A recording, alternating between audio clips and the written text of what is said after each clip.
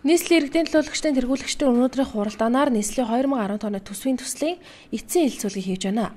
Нийслэлийн удирдлагууд эдийн засгийн хямралаар шалтгаалan аль болох тансан хассан хэмнэлттэй төсөв баталж байна. Нийт 542 тэрбум төгрөгийг хэрхэн яаж хуваарлах нь багагүй хүндрэлтэй байна гэж байсан ба. Нэлээд одоо бүтэц зохион байгуулалтаа өөрчилсөн. Нэлээд одоо эдийн засгийн хувьд нодлон бол нэлээд том төсөл батлагдчихсэн анхны.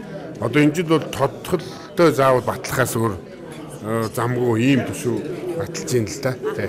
Ер нь бүх юма тансан жил байна гэдэг байгаа. Энэ дээр юу нэлээд танигдж байна. Ялангуяа манай замын ажлууд байна. Замын ажлуудыг бол төсвөр биш ер нь өдний хөрөнгө оруулалтаар хийгсэн. Концесс хийхээр их үнэтэй болчиход байгаа.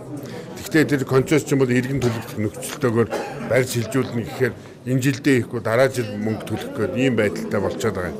Энэ жил бол хятад улсын буцалтгүй тусламжаар сургууль цэцэрлэгийн барилга байшин нийслэл баригдахаар байгаа. Энэ бол манай боловсролын яамны захиалгаар нийслэл хэрэгжүүлэхээр бүх одоо буцалтгүй тусламжаар нэлээдгүй хэмжээний сургууль цэцэрлэгийг барихаар ийм байдал бол өрнөж байна. Энэ дээр бол төсвөр бол байхгүй буцалтгүй тусламжаар хийя гэсэн санаа. Концессорч гэсэн энэ асуудлыг болио гэдэг ийм байдалтай шиг. Нийслэл эрхчил нийт 57 тэрбумын урсгал зардлыг танаж 12 сургууль цэцэрлэгийг шинээр барихаар төлөвлөжээ. Энэ жилийн төсөвд бид 57 тэрбум төгрөг урсгал зардлаас тансан. Өмнөх жилийн хөрөнгө оруулалтаа харьцуулах юм бол 66 орчим тэрбум төгрөгийн хөрөнгө оруулалт бол хасагдсан ийм төсөв болж байгаа. нийслэл 2015 төсвийн төгрөгийн төсөвтэй байх юм бол орлогоо яаж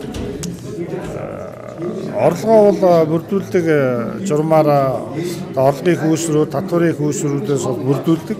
За би түрүү хэлсэн юм аа бол 542 тэрбум төгрөгийн төсөв хийсэн байна. Зарлага бас яг энэ хэмжээнд энэ тоондоо бол баланс ажиллагдсан ийм одоо төсөв болж байна. Бүтээн байгуулалтын хувьд ямар бүтээн байгуулалтыг байгуулдаг? Сургууль гэхэд өсөн сургууль гэж байна.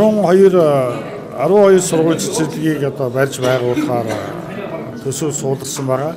Ер нь бол төсөв бол хүнд хэцүүч гэсэн бид нэр нийгмийн салбарт одоо хүрэлцээгүй байгаа сургууль цэцэрлэгт бас нэлээд хэмжээний хөрөнгө оруулалт бол зарцуулахаар ингэж төлөвлөсөн байгаа.